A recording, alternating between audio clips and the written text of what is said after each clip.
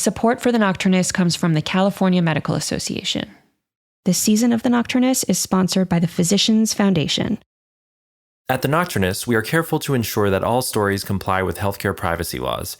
Details may have been changed to ensure patient confidentiality.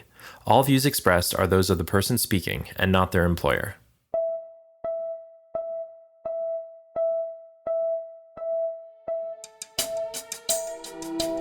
You're listening to The Nocturnists, stories from the world of medicine. I'm Emily Silverman.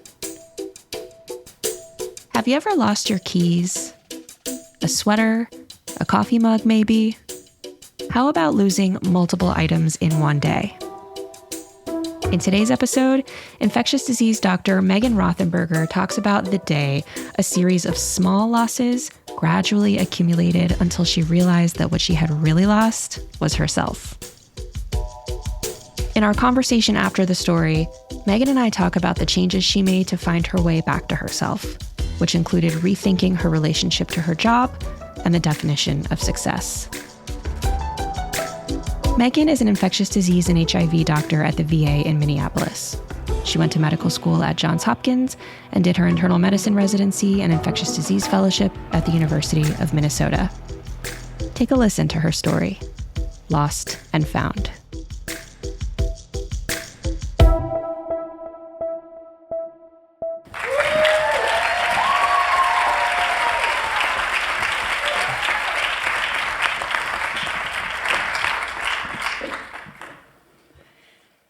It's 4 a.m. on a very cold and dark January morning, and I'm sitting in my pajamas in front of my computer, desperately trying to finish a research abstract by a 3 p.m. deadline.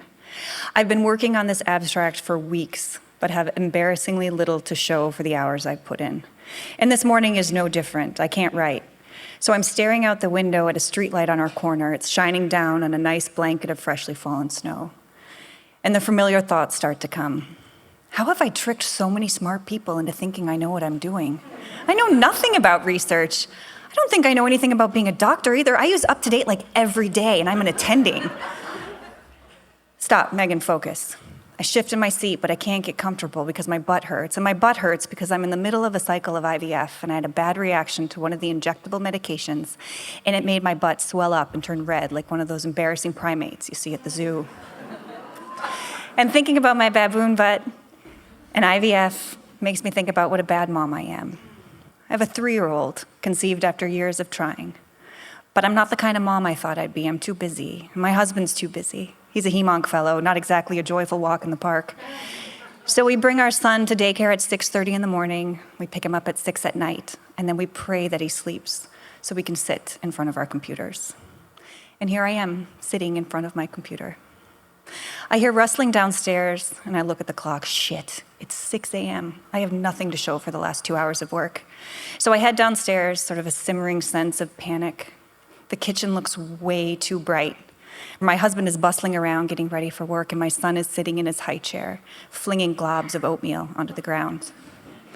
Our good dog Yoshi is dutifully cleaning up the oatmeal, and our bad dog Wilbur is incessantly scratching at the back door, leaving deep gouges in the nice wood. I kiss my husband goodbye as he leaves for work, and I let the dogs out.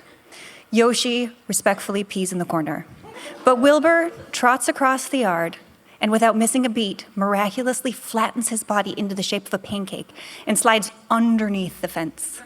If I didn't see his little asshole prints leading up to the side of escape, I never would have believed it was possible. The fence is literally 3 inches off the ground. So I run outside and I just stand there thinking, this is not good. Now let me tell you a little bit about these dogs. So good girl Yoshi has the most beautiful brown eyes and the softest velvety ears. She was our first baby. Bad dog Wilbur has stocky legs, wiry hair, and a mouth that will consume anything in his path, including a leather couch, curtains, and all of the carefully wrapped presents under our Christmas tree. I unilaterally made the decision to bring Wilbur into our lives about a month before because I convinced myself that Yoshi needed a friend. Ever since then, I've caught Yoshi staring at me with a look that says, "What were you thinking?" In fact, it's this look that she gives me now as I'm standing in the backyard after Wilbur's great escape. So I snap out of my daze, I run inside, I grab my son out of his high chair, I wrap him in my winter coat, and I hit the sidewalk in my pajamas and slippers, going out and hunt for the dog. We cover a lot of ground, but the only living soul we encounter is a middle-aged lady with frizzy hair who frantically waved me down to tell me that when her dog was lost in the neighborhood, he was smashed to smithereens by a truck that never stopped.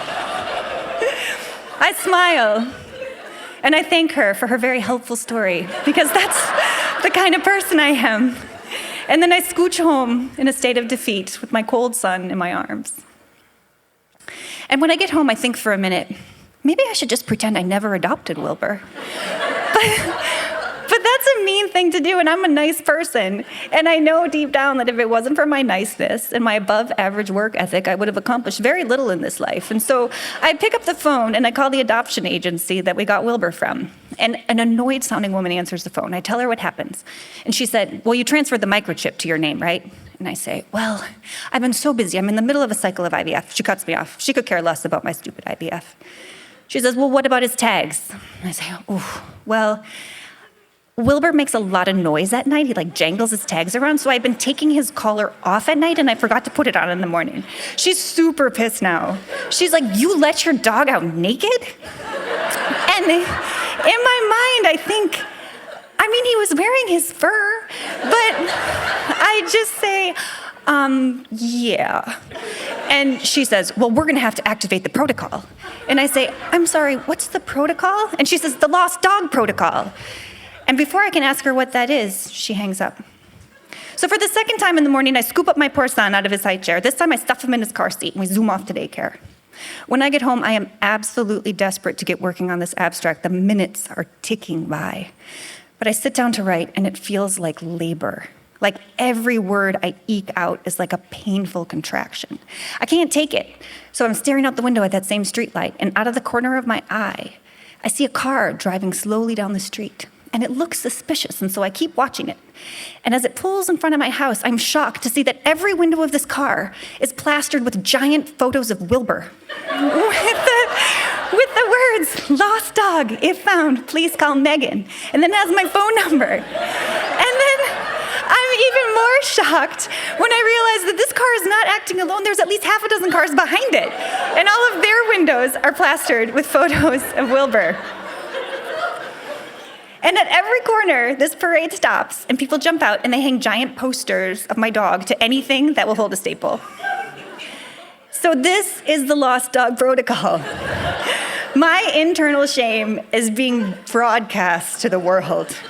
But I don't even have a minute to think about it because my phone starts ringing, and it just keeps ringing. I talk to dozens of people who do not have Wilbur. I apologize profusely to the really mad ones that call and yell at me for losing my dog. And I listen very sympathetically to the sad ones that call and just want to reminisce about their lost or dead pets. And in between these phone calls, I'm laboring on my abstract. And I keep thinking, can I just get an epidural? Or could, you do, a C-section, cut it out of my brain? But finally, with 34 minutes to spare, I finish. I do one final spell check. It's fine. I do one final character count. Not fine. I am 31 characters over the limit, like a character, like a letter or a space. And I panic. It's as if someone said to me, guess what? You weren't even fully dilated before. You weren't even pushing. And guess what else? It's the 1800s. There's no epidurals. There's no C-section. There's not even a doctor in this town. And then I imagine in my head Yoshi downstairs frantically boiling some water and gathering clean towels. So I enter the final phase of labor. The first thing I do is I invent some very creative compound words because spaces count, like I told you. And then I use my thesaurus and I turn long words into short words. That means sort of the same thing. And by the end, I have no idea if the abstract makes any sense, but I'm done. I birthed this baby all by myself. She's not that cute, but like all good parents, I totally ignore that fact and I submit it. I have 8 minutes to spare. I wait to feel relief, but it doesn't come. Maybe I'm just worried about Wilbur. And then as if on cue, my phone rings, and I pick it up, and it's a chipper-sounding woman, and she tells me she has my dog. I keep waiting for her to ask me how I could let him out naked, but she doesn't. I love this woman. I get her address, and I say, I'll be there ASAP. And then because Wilbur's just chilling a couple miles away with this amazing woman, and the sky is suddenly blue, and my body has a lot of energy, I decide I'm gonna jog to get Wilbur. So I put on my gear, and I run down Selby Avenue, like Chariots of Fire style. And as I'm running, like a big smile is coming across my face, and I'm feeling good, like triumphant even. I get home a little while later with a completely unscathed Wilbur, and shortly after that, my husband comes home with our son, still in his oatmeal-covered pajamas. I tell them the story of the day, and we laugh hard. And then we decide to immediately go to the pet store to buy a little plastic tag silencer for Wilbur's collar so we never have to let him out naked ever again. So we go to the pet store. I buy 12 tag silencers because you can never have too many. And I also buy some $42 organic dog treats from Boulder, Colorado, because it's not really Wilbur's fault that he's such an asshole. And then we're all hungry. And so we get takeout noodles from a restaurant next door to the pet store. And on the way home, the car is warm. And I glance in the back seat and I see my son. And he's looking out the window and he has a little smile on his face. And I think, maybe I'm not such a bad mom after all. I have a good sense about this abstract. Maybe it'll actually get accepted. Maybe this in vitro cycle will work. Maybe Wilbur and Yoshi will be BFFs. And as we pull into our garage that's filled with bicycles, strollers, burleys, and other junk, a sense of peace comes over me that I haven't felt in weeks. I lean over to get our bag of dinner, but all I see are my unlaced winter boots and an empty coffee cup. I twist around to the back seat. Where are the noodles? Where the fuck are the noodles? I turn to my husband. Where are the noodles? He looks confused. I think back. I'm like, wait, I walked out of the restaurant. I had my son in one arm. I had the bag of noodles in the other. My son looked kind of jaundiced in that light from the restaurant. I put him in his car seat. I got in the warm car. But what did I do with the noodles? Oh my God, I left the noodles on the roof of the car. So I say to my husband, I left the noodles on the roof of the car. And he senses my immediate breakdown. So he's like, lightning fast. It's okay. We'll just eat here. It's no problem. And I'm like, okay, right. We'll just eat here. No problem. I just need to find my wallet. Looking around, trying to find my wallet. Can't find my wallet. Where's my wallet? What in the world? I turn to my husband. Where's my wallet? He's like, I don't know. And then I think, it dawns on me. I left my wallet in the bag of noodles that I left on the top of the car. Now, this could be funny. This could be very funny. But at the time, this is anything but funny. The tears come fast and hard, and I feel like I can't breathe. I've been working so hard to hold so many things together, and it's as if all those things just suddenly shattered into a billion pieces and slipped out of my hands. I don't know how long I was sitting in the car, in the garage, crying, but then I felt my husband's hand on mine, and he led me inside. He set a glass of red wine in front of me and an iPad in front of our son. And he said, I'm going to find your wallet. And while he was gone, I just thought, this is not the life I want to live. How did I get here? And the next thing I know, I hear the back door click, and then I see my husband's hand setting down my wallet in front of me. It's all smushed and misshapen, and there's a tire track right across the center. And then there's mutilated fettuccine in all the seams. But I open it up, and everything is there. My license, my credit card, everything. So on this day, I eventually found all of the things I lost. But of course, it was never about the things. On this day, I discovered that I was lost. So what happened? First, just some facts. My abstract got accepted. I have no idea how that happened. Wilbur was rehomed, and Yoshi lived out her days in glorious peace without her BFF. The cycle of in vitro I was in at the time was unsuccessful, but 2 of the eggs that were harvested and frozen at the time became my twins. But what about me? I wish I could say that this was a story about my instant rebirth, that I suddenly found my way. But instead, the path to becoming unlost has been a long one. I've made big changes, I've made little changes. And all along the way, I've worked hard to gather up the little parts of myself that were inadvertently left behind when I was so focused on powering forward through this world. And sometimes I like to think about those little lost pieces of myself as being like my wallet and fettuccine, being launched silently from the roof of my hurried car, landing unnoticed in the dark road, and then just waiting patiently to be rediscovered, a treasure meant only for me.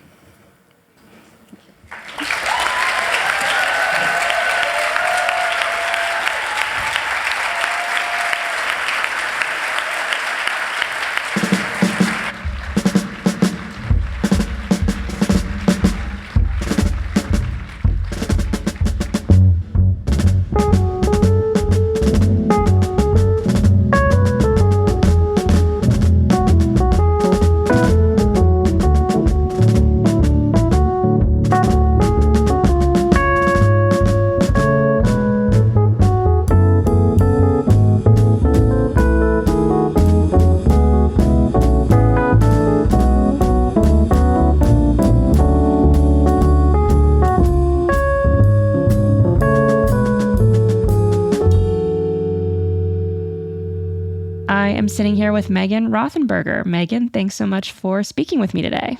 Yeah, thanks so much for having me.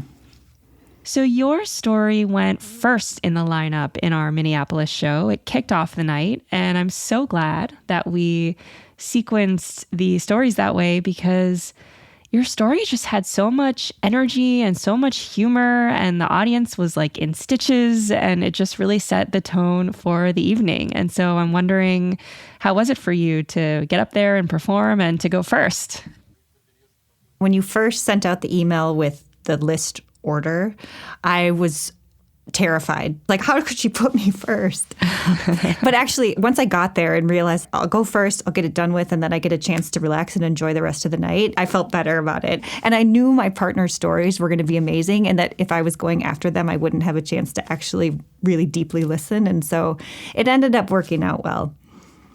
And the story was so well rendered. All of the little details that you included and the pacing of it, it felt almost literary to me, which not all of the stories do, which is great and fine. Not everybody has that kind of literary flair to their storytelling, but you do. And I'm wondering if you have any background as a writer or where that came from, because just the attention to detail was so striking. You know, it's funny, actually, just last night, my parents called me and they were like, we need you to go through your old closet from the bedroom I grew up in, because they were remodeling and they needed to do the floors. And so I ended up going last night and digging through this closet of stuff. And I never really thought of myself as a writer, but there were pages and pages and pages of random journals and poetry and some stories. So they never went anywhere other than from my brain to the paper to my closet. But I guess I have been writing for a long time. What kinds of things did you write when you were younger? Was it personal journal entries, or did you write fiction, or what was the stuff you were finding in the closet? You know, I wrote a lot of poetry, really cringy poetry, like 7th grade heartbreak poetry, which was like so awful to read. It like immediately went to the recycling bin. I wrote some short stories that were a bit weird. And then I did a lot of journaling, like dozens and dozens of notebooks of just journal entries. And did the writing habit peter out as you got older, or did you keep it up? What was the situation with your writing throughout med school and residency and so on and so forth? It really like abruptly stopped when I went to med school. And it makes me really sad because it was a really regular part of my life all through college. And I think I just got too busy and didn't make time for it in med school, and then never really got back to it. I always intended to, and I never did. I bet your medical notes are really good, though. I just have a feeling you're HIV or infectious disease, or what's your area again? Yeah, I'm infectious disease and HIV. Yeah, so I feel like the ID notes tend to be more descriptive and narrative in nature, and you can correct me if I'm wrong, but I imagine you might be the type of person who infuses a little bit of flair into their medical notes, at least. Oh my gosh. People make fun of me for my notes because they're like, your social history was really long, and it included all the names of their pets and all of their vacation destinations for the next year. That's what I do with my patients. I love hearing what they're doing and what their daily lives are like. And then I do try and put little bits of that in my note just to make them more human, I guess. Yeah, that doesn't surprise me at all. I really feel like you have the soul of a writer. Which brings me back to your story. So this incident that you talk about in the story occurred many years before the performance evening. And so there must have been something about that day, that experience of losing, I think you said, your dog, your keys, and then your lunch all in one day, that really stuck with you all those years later, such that when you saw the call for stories for Rebirth, you were like, oh, I'm going to send in a story. I'm going to write about that day. So tell us about that. Did that day live on inside of you for many, many years, just waiting to be written about or explored? Or did it just come to you spontaneously? Or it's just a very specific day in your life that you decided to dive into. So how did that come back up for you? In part, it has been something that I've carried with me. I mean, it was over 10 years ago. And I think it was just the level of despair that I felt for sort of a dumb reason. In medicine, you have terrible days where terrible things happen to people, and those are awful.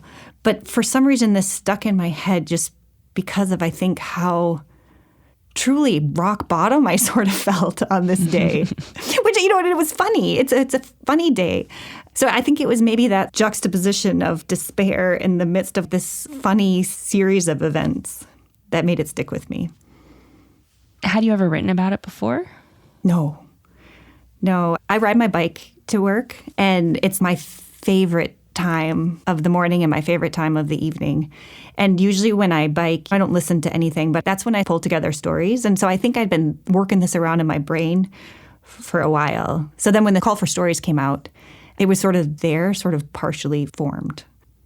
And in the story, you open with this feeling of barely holding it all together. So you talk about how you're working on this abstract and you're trying to write it and it's not coming out. And then you talk about being a mom and how you feel like you're falling short in that department. And then you talk about same thing with being a pet mom and feeling like you're falling short in that department. And I just found that really relatable. Like when you feel like you've taken on so much that you're kind of not doing a good job in any domain. And you described it just now as rock bottom, which has a bit more of a serious tone than what I just said. So bring us into that time in your life. What was going on with you and why did we start there? I think I had always been under the impression that you can do whatever you really set your mind to if you work hard enough. And there were a lot of things I wanted to do.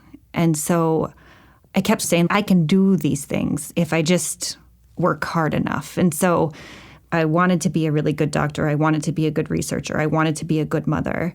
And so I put in like 110% effort for everything. And then it got to this point where I'm like, wait, I can't do all of this. And that realization is really pretty awful.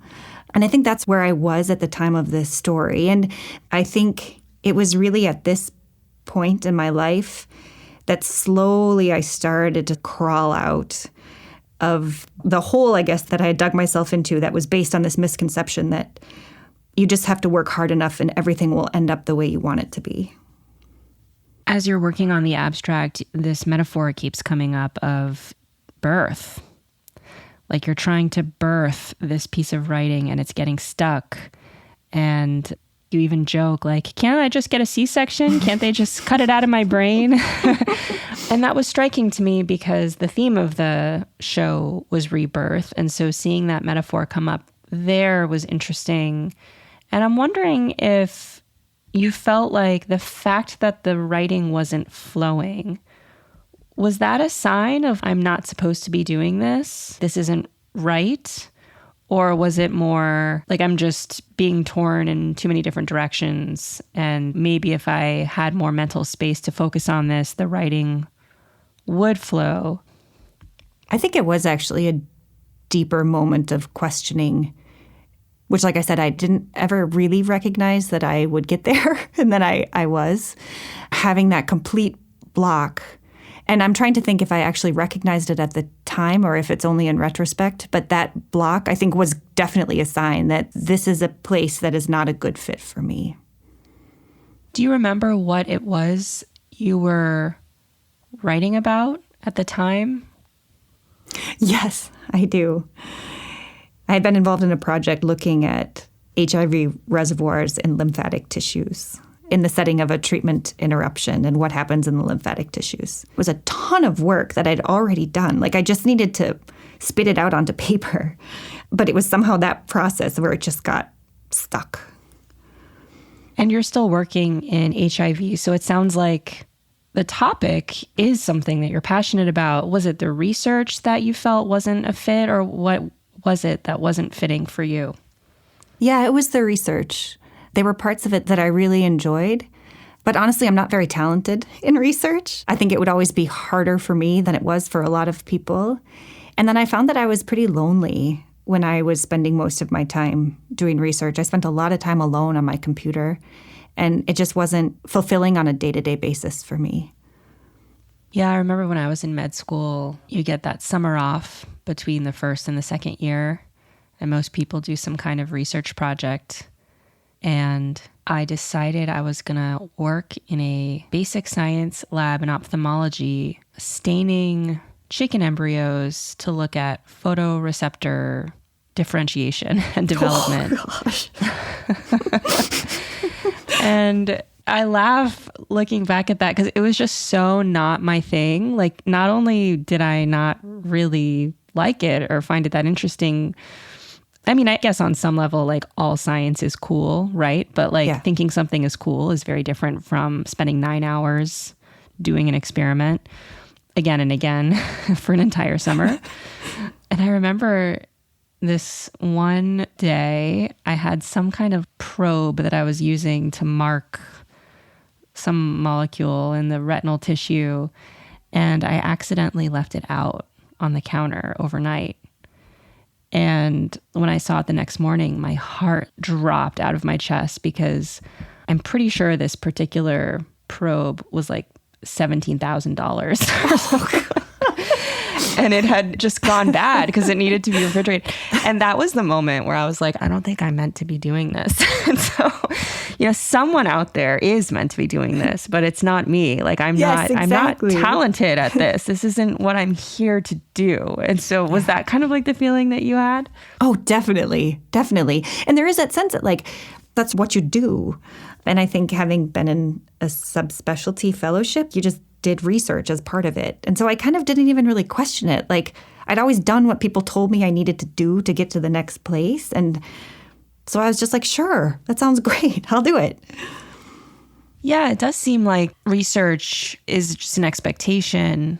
And the point of research is to answer a question, like that there's a curiosity about what is true. And then you design an experiment to try to chip away at truth and figure out what is true. And I don't know about others, but that wasn't how I looked at it at all. I didn't feel like an actual drive to understand what was going on in these chicken embryo retinas. It was more like checking a box on my resume. And I think that's a shame. And I'm wondering, how do we help medical students and other health professionals going through this whole process? For those who really love research and it gets them excited and it gets them up in the morning, absolutely pour the resources into them, give them all the opportunities. But for the rest of us, for whom maybe that's not what gets them up in the morning, like, how do we offer alternative scripts? Because sometimes there aren't so many alternative scripts, it feels like. No, I mean, I think you're absolutely right. There aren't role models out there to say, like, oh, you could do this instead of spending all your free time getting this research done in these publications out there.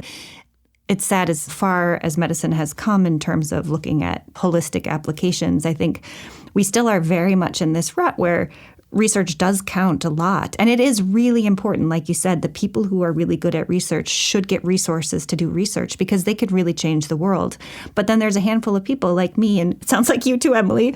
I'm never going to change the world through my research. And I look at these applications of students because I interview for residency a lot, and people have spent hours and hours and hours and hours doing research projects that they don't find particularly fulfilling. But as you said, it checks the box on their application. And I think if you had really had the opportunity to use that precious time to do something that you're really passionate about, what would that look like? And what would you look like as a physician? You would be probably a happier person. And I think you would give a gift to the world that we're not seeing right now. Yeah, and you mentioned that your career has pivoted since that event on that day, or those series of events, and I want to get there in a minute. Before we do, just staying in the story, staying in the day, it wasn't just the abstract, it was these other things. It was losing Wilbur, the dog, and you report the missing dog. The woman on the phone is kind of annoyed at you and the fact that you let the dog out without the collar or the tags. And then she says, we have to initiate the lost dog protocol. And then an hour or two later, you look out the window and you see this parade of cars with your name and your dog's photo in the window. And you use the word shame, which always stands out to me since the Nocturnists did a whole series on the emotion of shame in medicine. And you say something like, this parade of lost dog announcements in some ways felt to you like your shame broadcasted for everyone to see. And so I was wondering if you could bring us into that moment. I was just feeling like I was absolutely sucking at everything I was trying to do. And then I think I had this guilt around, this just popped into my head. I felt guilty about adopting a second dog. Like, why would I get a second dog when I already had a dog I couldn't take care of? But I just realized I think I also had a lot of guilt about being a mother and then trying to have another child. And so I think there was a lot of shame about that. That, like, who are you if you don't have the time and energy to be the kind of parent you want to be, whether to your human child or your dog child? Why are you trying to bring more of those beings into your life? And so that was shameful. And then it was shameful that I did it, and I did a bad job of it, in terms of my dogs at least, a very bad job of it, because I lost my dog. And everybody in my neighborhood knew.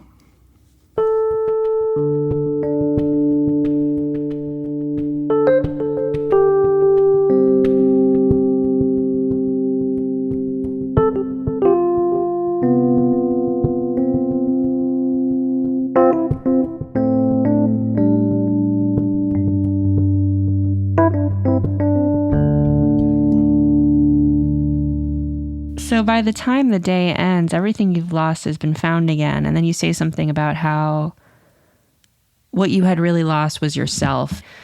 So did this day catalyze a shift for you? Was this the day when you decided, I'm quitting research, or I'm going to rehome the dog? Was it that concrete where it was like the next day you sprung into action and changed your plan? Or did things evolve more slowly? Or what happened afterward?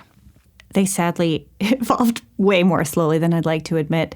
I think the level of discomfort that I had did prompt me to think, like, okay, I need to do things differently. The first thing that I did do was rehome the dog, which was painful and awful, but it needed to happen. So that happened actually not too much longer after. But from a career perspective, it took me a long time. I think actually I ended up getting pregnant with my twins, I think about a year after this. And I did end up at that point leaving the research world, which was nice. I mean, I look back and I'm like, oh, I didn't need to wait for the excuse of having twins as like my exit strategy, but it worked that way. And fortunately, I had this job as an associate program director for our residency program that sort of opened up at the same time. So I transitioned from research to education, which was at least a step in the right direction. But it wasn't until far later that I feel like I finally made the big switch that has really changed my overall relationship with work. And the big switch, that was the research to education, or that was a different switch? No, it was a different switch. From the time I finished fellowship, I was at the University of Minnesota, and I was working in education at that point, and I was doing clinical work. I was working with a nonprofit. And in 2018, hit a really bad period, I guess I would say. It's funny because there's no good term for it. I keep coming back to the old 1950s housewife term of like nervous breakdown. Like you imagine some like histrionic lady in a house dress. But I feel like that's sort of where I was, and I just wasn't able to really function. And so I took a leave of absence from work. I got therapy and good mental health, kind of got back on track, came back to the exact same job.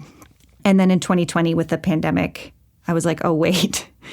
This is going to happen again. And so I ended up leaving the university, and I took a half-time job at the VA hospital.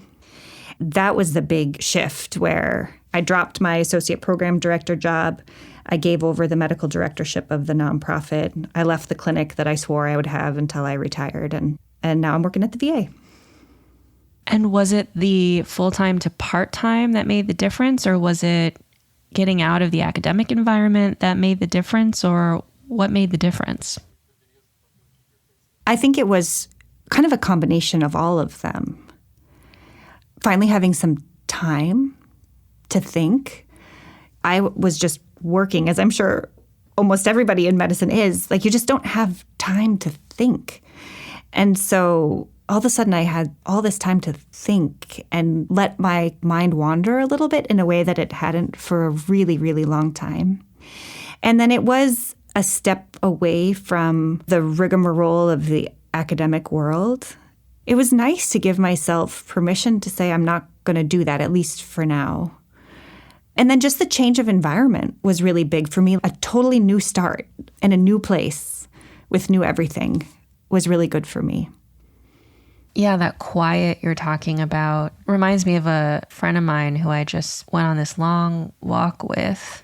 And he had just gotten back from a silent meditation retreat. I think it was like 5 or 7 or 10 days. I can't remember, where he went off to some retreat center, and it was this rigid protocol where they would wake up at 4 every morning, eat these delicious plant-based meals that were grown on the property, and then they would sit and meditate multiple times a day, have lunch. There might have even been some manual labor involved, or at least doing dishes or something like that. Yeah. And then meditate all afternoon, and then have dinner, and then there was like a spiritual talk, and then they went to sleep. You have no phone, you have no internet. And he was just describing what his brain was doing during that time, and how like the first day it was kind of exciting, and then by the 4th day he was ready to quit and leave. And then by the 6th day he had pushed through that and was starting to enjoy it. And it was just interesting to hear the progression of how that went. And I've always wondered, if I did something like that, what would my brain do? What would my brain do with the quiet? Which is not to say that what you did amounts to a silent meditation retreat, but I do think that when you create some space, whether it's time off or going from full-time to part-time, there is a void that's created, and something has to rush in and fill that void. So what was that like for you? What did rush in to fill the void? At first, I was terrified that I would... This is embarrassing to admit. I was like, I'm going to start drinking wine at 11 in the morning, and I'm going to like eat a bunch of cookie dough and watch Netflix all day. And I'm going to just be like just a lump. I'm just going to turn into this slovenly person that like makes up for the fact that I've been working my ass off from the time I was like a kid to get here. Like finally, I'm going to just cut loose. And I thought that maybe it's dangerous for me to have all this time. Honestly, that was my first thought. The other thing I thought is that maybe I'll volunteer at my kids' school, or like I've always been really interested in getting way more into some sort of sport, or maybe I'll start painting again or something. I didn't do either of those things. So I didn't go to the bars at 10 in the morning, and I didn't become an amazing volunteer at my kids' school. I just sat around a lot and thought. There was so much quiet. I would just sit with my dog and just let my mind go. And it took me probably 6 months, longer than I thought, before I felt any motivation to do anything else in my time off other than sit and think. And my thoughts, I just really let them go. And it was fun to feel where they went. I tried hard to pull it out of the regret world, because that tends to be sometimes the worry and regret is where my brain sometimes goes. But other than guiding it away from that, I just let my thoughts come. That reminds me a bit of when I was pregnant with my daughter in the first trimester. I had this incredible drop off of energy. I just had no energy at all, couldn't do anything. Also felt pretty sick and nauseated all the time, and couldn't even open my laptop for 10 or 20 minutes. My brain just couldn't handle it. I would try to read, and that was too much. I would even try to listen to a podcast, and it was just like too much stimulation for my mind. And I swear to God, there was a period of a couple of weeks where all I could do was pull up a chair to the window, open the window so that there was fresh air, and I would just sit in this chair and watch the cars. And it was so boring, but it was the only thing I could do. Yeah, and you probably hadn't let yourself do anything like that for years. Years. Yeah. And I remember texting a friend of mine, and she was like, yeah, you're not used to that, are you? And I was like, no, I'm not. And she was like, I think what you really need to do is just embrace the indolence of pregnancy. I'll never forget that word. I love she used. that. Indolence. And I feel like in a way, when you lean into that, the fear is like, oh, am I going to be like this forever? Am I just going to do nothing forever now? But the energy comes back when it wants to. Do you know what I mean? Yeah. I heard somebody describe it this way once. Let's say you're really tired and you decide that you want to lay in bed and watch TV all day, but the whole day you're laying in bed disgusted with yourself, and you're like, oh, I'm such a disgusting slob. I'm just laying in bed eating this cookie dough, watching TV. I should really get up. I should really go for a walk. I should really answer my email. And your mind is going that you actually don't get the relaxation. Whereas if you just get in bed and you're like, I'm just going to be a slob today, and you embrace it and you eat the cookie dough, that you actually end up well rested and then the energy comes back. Does that resonate with you? Oh, yeah. It's so true. I mean, that's why I said when I would sit, I would be aware of the negative places my thoughts would go and try and bring it into a place of like, this is rest that I need and that I deserve. That's a big one. Yeah. Yeah. After like literally decades of, you're tired. Oh, that's too bad. Drink a little more coffee. Did you go straight through from high school to college to med school, just nonstop for decades, or did you have any breaks? I went straight to college, and then I took a year off between college and med school. I should have taken much longer. It was actually this amazingly dreamy year that I spent in Colorado, but it went fast. And then, then I went straight through. And once you're in, you know. So are you still in your part-time job, or what's your career status now? And is it feeling balanced, or is this a kind of a continual balancing process? Yeah, I'm still in my half-time job. I wish I could say like, oh, it's absolutely perfect and I feel wonderful and fulfilled. You know, there's still times, to be honest with you, and I think it's just because of the environment that I've been immersed in so long that especially when I'm having kind of a rough day, you know, I think like, oh, I'm such a loser. I'm working like half time. I look around and like everyone is working harder than me. And that's like it's a really sad thing to think. But I do honestly think it sometimes. And I have to actively counter that and say the things that I feel most proud of now at work is that I'm a really good doctor to my patients, like a really good advocate for them, and someone who can actually take the time to talk to them and go out of the way to help them navigate the healthcare system or meet whatever extra needs that they have that I never used to have the time to do. And so I try and remind myself of that. And at some point when I was talking about promotion, like before I left the university, and I met with one of our deans of faculty affairs, and they were talking to me about my CV, and they said, you have to better demonstrate that you have a wide sphere of influence. And that was like a stab to my chest, I think, when she said that. And I wanted to yell back and be like, how the hell do you know like what my sphere of influence is? You're not with me all day. You don't see how I interact with like trainees and patients and my friends and my family. Like the sphere of influence feels very personal. I think about now, I may not be putting in the same number of hours as my colleagues. I'm not publishing any papers. I'm not bringing in grants. But I feel like by being a happier person who has a little bit of time to sort of listen and be present, I hope that in that way I'm influencing the people around me. Yeah, I love that reframing of the sphere of influence, comparing the sphere of influence of a Nobel Prize winning physician who makes a discovery that completely revolutionizes medicine. How do you compare that to something like the sphere of influence of raising a child or being a friend or even having an impact on one patient's life? Yeah, exactly. It's just interesting to think about how we think about promotion up the professional ladder in academic medicine. Do you still have a ladder in your job where you go up from assistant to associate to full, or is that not really the framework where you're at now? I do still have that. It's something that I feel like I have finally stopped caring about. It was something that for a while after switching my job, I kept in the back of my head, like, how am I going to get promoted if I do this? And how does this count? And then slowly those cares fell away in a really like lovely and freeing way. And I'm so proud of my friends and colleagues who have achieved their promotions and are really excited and motivated to continue to be promoted.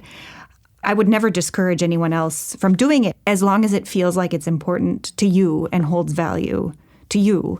And I think that's what I realized is for myself, I don't feel that that is a valuable endeavor for me to pursue. So what's next for Dr. Meghan Rothenberger? Do we have any more writing or storytelling coming in the future, or maybe retreating back into work life and home life, or what do you envision for yourself in these months to years moving forward? I actually am really enjoying not having any long-term goals at this point. It feels funny to not have it because I've never not had it. I've always had those goals as my guiding motivator. There's a nice, clear path for me. Like, this is my next step and that's my next step. And I'm sort of enjoying not having that. And it's really enabled me to spend more time with my children, which they're getting older and older. And I feel like I will never regret the time that I've been able to spend with them. And so, yeah, I don't really know. I've continued to write a lot of stories in my head. So someday I need to get those down on paper probably, but no clear plans. Have you lost your wallet recently? Oh my gosh, my poor husband, he has to listen to me every day. I'm like, where am I? Recently, it's been the AirPods. Where are my AirPods? Where are my AirPods? Oh, I found the case and I found one AirPod, but I didn't find the other AirPod. I lose things all the time, but not my wallet recently, luckily, and not the dog. Yes, and not the dog and not the children, hopefully. Nope. We're keeping track of all of them. Yeah, I feel you on the AirPods. I just lost one of my AirPods. I have no idea where it went. And it might have to do with my 2-year-old, who will sometimes find the AirPod case, open it up, and then she takes the AirPods out and puts them in her ears, except she puts them in with the long, skinny side first. Oh, right, yep. So that they're sticking out of her ears, pointing horizontally. That might have something to do with the fact that they've disappeared. I can only hope that she didn't swallow one of them, but I don't think she did. Anyway, thank you so much for bringing this story to the Nocturnists. It's truly a unique story. One of those stories where on the surface feels like it's about something small and minor, but then the more you look at it, the deeper it goes. And I've just really enjoyed working with you and having the opportunity to speak with you today and learn more about your background and the story. And it's just been really fun. So thank you so much. Thanks so much.